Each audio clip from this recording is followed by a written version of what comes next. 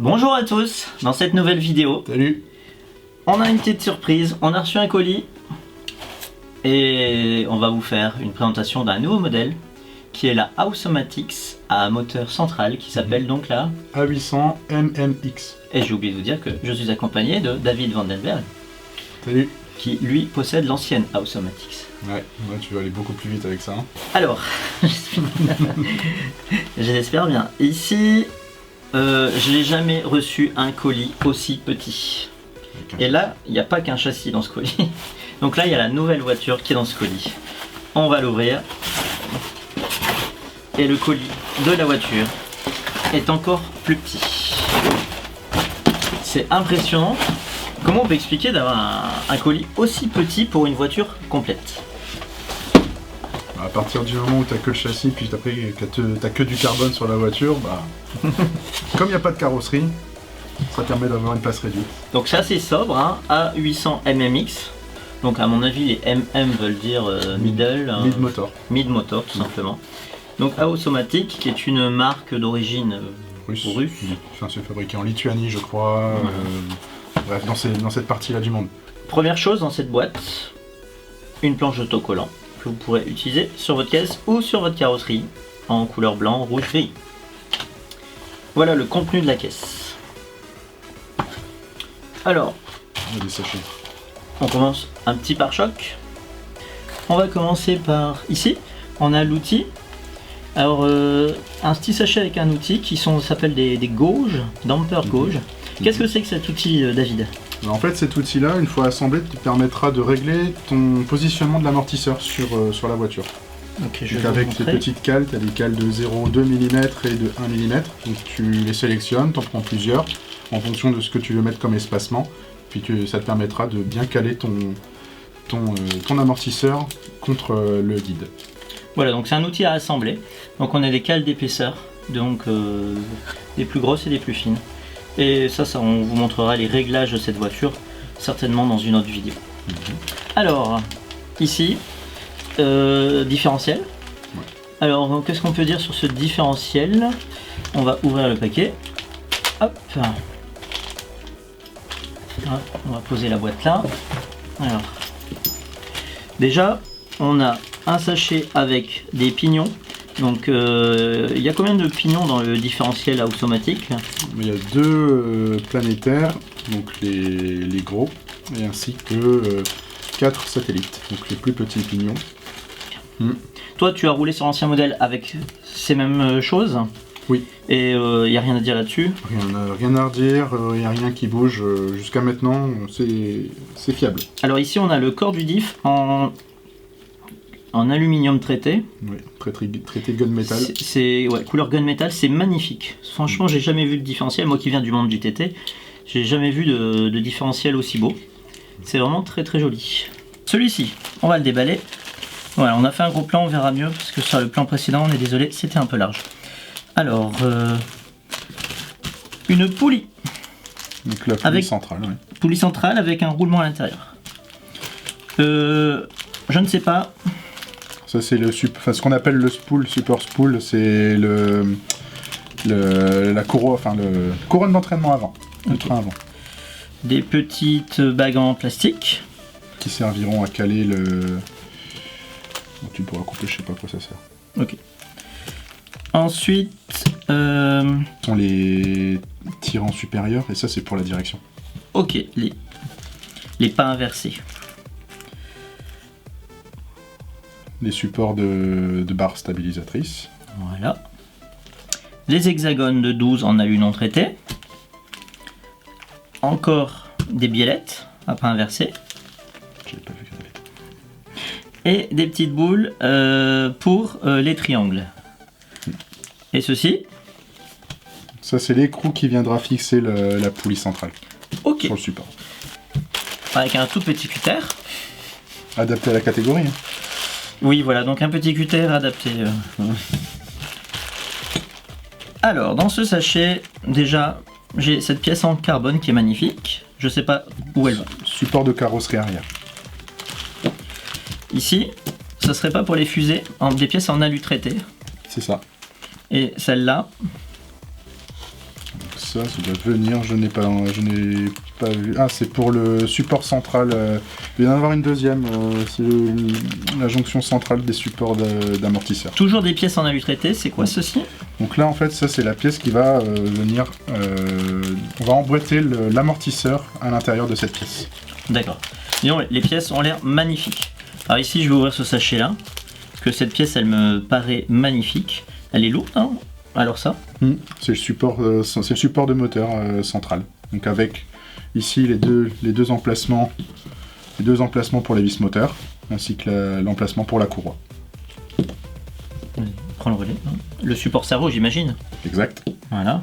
Mais les pièces sont magnifiques. Hein. Voilà. Ouais, c'est vraiment des pièces donc de on est bonne ici facture. sur ce sachet.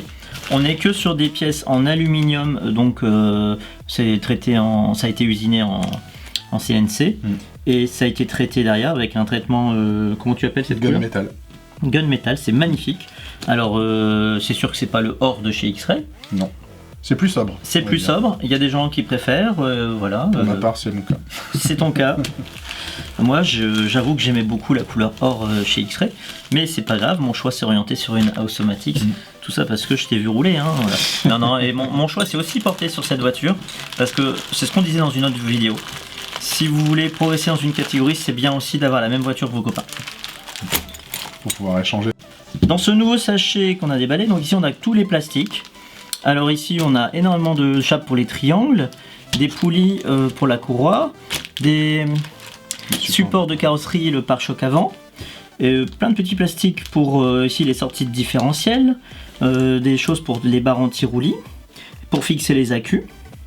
Voilà, donc pour ce sachet, et c'est bon, et puis pour l'échappe d'axe de triangle. Le triangle, ouais. Vas-y, on emballe tout ça. Alors ici dans ce sachet, on a un châssis en carbone. Donc la voiture est disponible en deux options, en deux versions je veux dire, en châssis alu ou carbone. Donc si vous voulez majoritairement en extérieur, il faut choisir la version carbone. Si vous voulez essentiellement en salle, la version alu. Il sera toujours possible d'acheter les châssis séparément. Donc voici le châssis carbone. Il a été fraisé au-dessus. J'imagine c'est pour le passage moteur. Passage moteur, ouais. Alors pourquoi des deux côtés? Pour équilibrer? Voilà, pour l'équilibrage et le flex, que le flex soit identique sur l'ensemble du châssis. Alors on peut voir qu'il y a aussi des frayures au niveau des triangles avant, donc ça affine le châssis, certainement pour que les triangles puissent descendre plus bas. Alors ce sont pas les triangles, ce sont les amortisseurs qui viennent ici. D'accord, ok. Voilà, donc le châssis, je ne saurais pas dire l'épaisseur, mais... 2,25. 2,25, nous confirme le spécialiste. Et voilà, donc là la grande nouveauté dans cette version 2000, on va dire 2020, mais qui est sortie fin 2019, ouais. c'est que maintenant courroie avant et arrière sont exactement de la même taille. Voilà, et donc ici on a certainement les deux renforts supérieurs de châssis. Voilà. Ok, sur lequel on aura toutes les petites vis. Le top deck. Ok, nouveau sachet.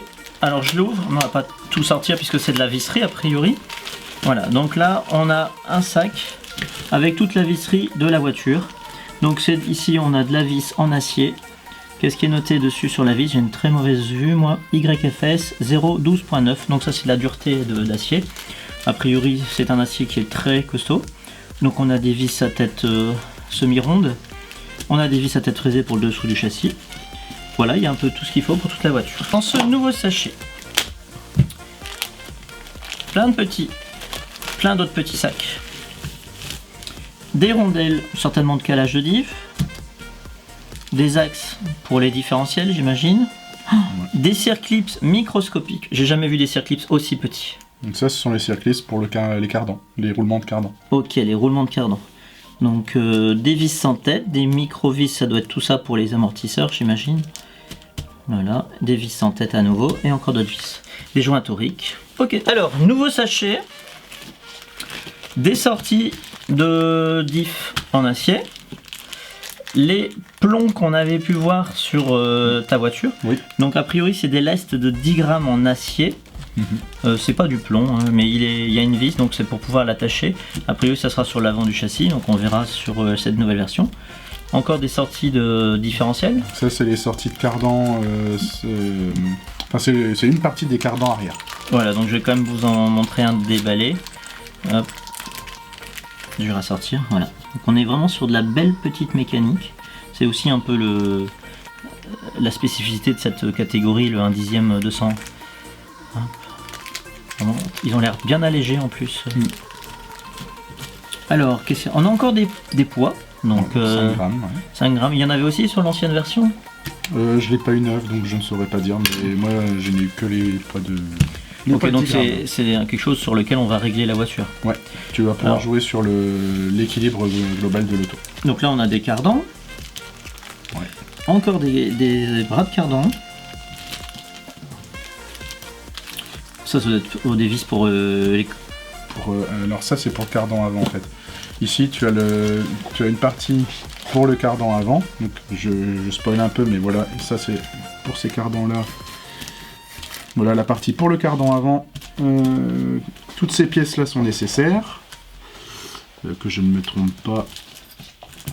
Ça doit être celui-ci. Ouais, je pense pas me tromper.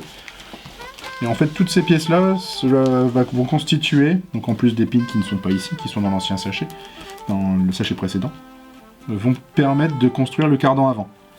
Donc et en fait, ça c'est en gros la cage qui va venir emprisonner ces petites pièces là, plus les pins, ainsi que les autres morceaux du cardan, qui vont être ensuite fermés grâce à ces bagues.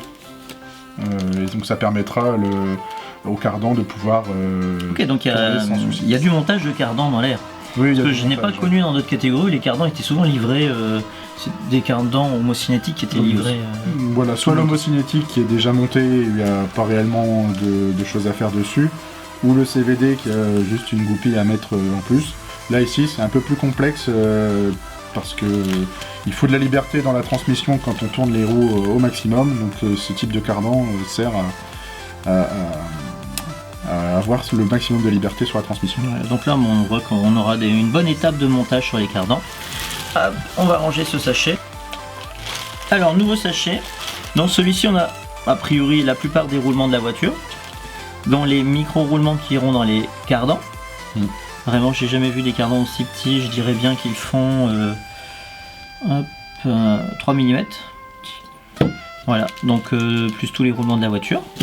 Et dans cette autre sachet, je pense que c'est la direction de la voiture. Avec, en alu traité, dur. Ils sont magnifiques, toujours couleur gunmetal. On vous garde le meilleur pour la fin, les amortisseurs. Donc on n'y est pas encore. Voici ce sac où on aperçoit des barres anti-roulis pour la voiture. Donc il y en a, oh là là, il y en a un paquet. 1, 2, 3, 4, 5, 6. Donc je sais pas si elles sont marquées. Elles sont marquées ici. Ouais. Elles sont marquées les barres, je vais vous en déballer.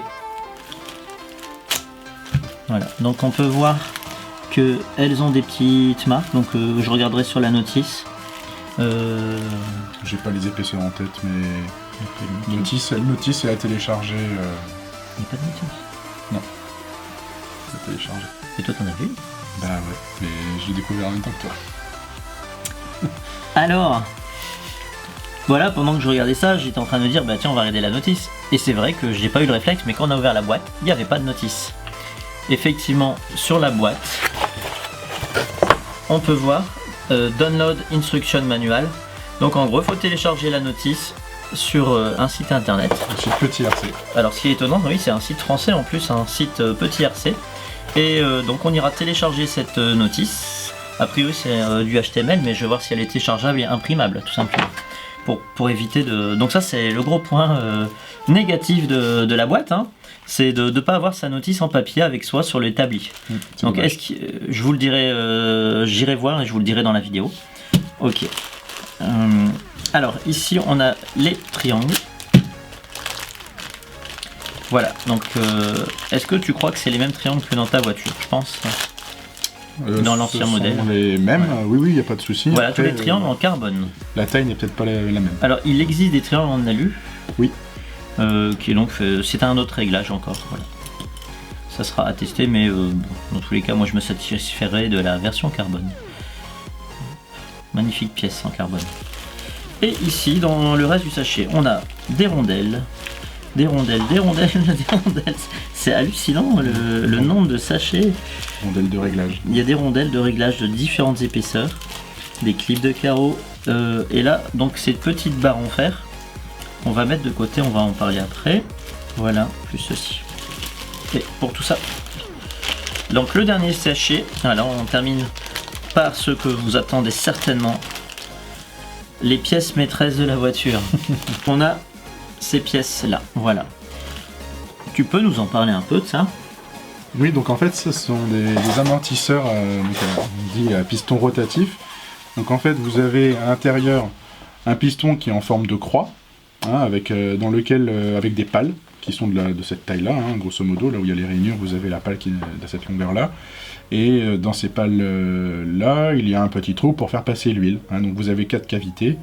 Et donc vous avez ici, je ne sais pas si on va bien voir, mais quand on bouge un petit peu le piston, voilà, vous avez ce mouvement là. Et donc avec de l'huile à l'intérieur qui circule dans le piston à travers les trous, hein, de manière, on va dire, classique. On rejoint un petit peu ce qu'on connaît. Pourquoi ils sont déjà montés?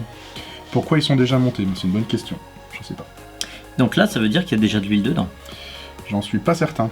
Non? J'en suis pas certain parce que ça bouge quand même très très librement. Oui, ça me paraît libre. Donc je pense qu'il faut rajouter l'huile à l'intérieur. Donc là, j'imagine pour l'ouvrir, on a une petite clé 6 pans. Alors, donc une clé BTR 6 pans de 1,5 pour retirer cette petite vis là. Ensuite retirer le bras de jonction ici.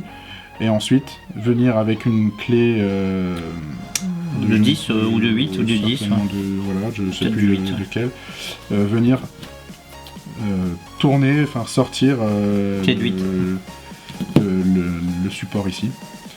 Donc ici je vais vous montrer comment on démonte l'amortisseur Somatics. Hein. Donc vous avez une première vis de 1,5 ici qui sert à maintenir ce petit ensemble là. Donc on va l'enlever. Si j'y arrive, on enlève la vis. Le bras vient avec.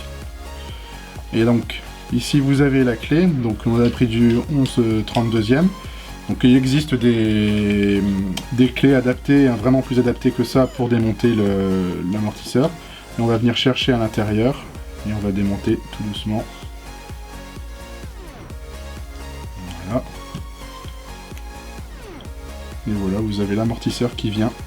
Donc vous voyez, comme je vous expliquais, vous avez les cavités ici, donc 4 cavités, dans lesquelles on vient mettre l'axe de piston, donc qui est percé, avec les trous dans lesquels l'huile voyage. Et vous avez ici un autre piston à l'intérieur qui sert à faire le vide d'air. Vous avez la bulle qui va remonter ici, et puis voilà. Et vous avez donc un joint torique à l'intérieur ici pour éviter que l'huile ne ressorte, même si elle peut ressortir à travers le piston ici, pour sortir le trop-plein qui est ici en fait. Le trop-plein va ressortir par l'axe du piston. Ensuite, sur cet axe, vous avez une flasque et un roulement. Et alors là, donc dans ce dernier sachet, qu'est-ce que c'est que ça? On dirait des barrettes à cheveux. En fait, ce sont les ressorts d'amortisseur. Donc, plutôt que d'avoir des spires, un fil mis en spire, ici vous avez, c'est une lame, tout simplement. Et alors, est-ce qu'on a plusieurs épaisseurs et plusieurs lames? Il y a plusieurs lames possibles en option. Il y a les soft qui sont recommandés pour la carpette. J'ai vu ça il n'y a pas si longtemps que ça. Mais pour ma part, j'utilise celle-ci parce que j'en ai pas d'autres. Et en plus, tu m'as dit que c'était réglable. Oui, alors c'est réglable. Donc en gros, c'est comme si on avait plusieurs ressorts déjà. Oui, alors sur la dureté globale de la lame, ça ne change rien, mais selon le positionnement de l'amortisseur, c'est-à-dire que l'amortisseur, il y a un point de contact avec cette lame de ressort. Donc ce point de contact peut être entre ici et ici, on va dire, hein, grosso modo. La plage de réglage est ici, donc selon l'endroit où vous allez positionner votre amortisseur, vous n'allez pas avoir la même dureté finale. Okay. Hein, donc plus il va être à l'extérieur, plus le ressort sera dur, plus il va être à l'intérieur, plus le ressort sera dur. Ok, on remonte l'intérieur. Voilà. Donc l'amortisseur travaille sur un 8e de tour. Voilà. Bien. Ils n'ont pas donné d'huile. Non. Non, non, bah écoute, tu vois, je découvre en même temps que toi, c'est assez spartiate quand même dans la box. Hein.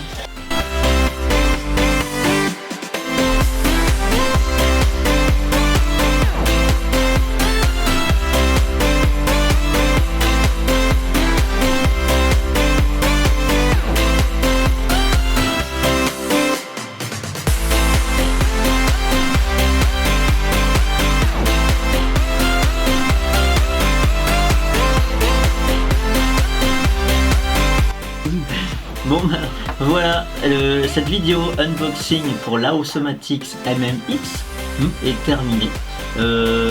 Merci à vous d'avoir suivi. Rendez-vous dans une prochaine vidéo. Et puis n'oubliez pas de vous abonner à la chaîne, de mettre des petits pouces et des commentaires. Merci, Salut. merci David. Merci Tony.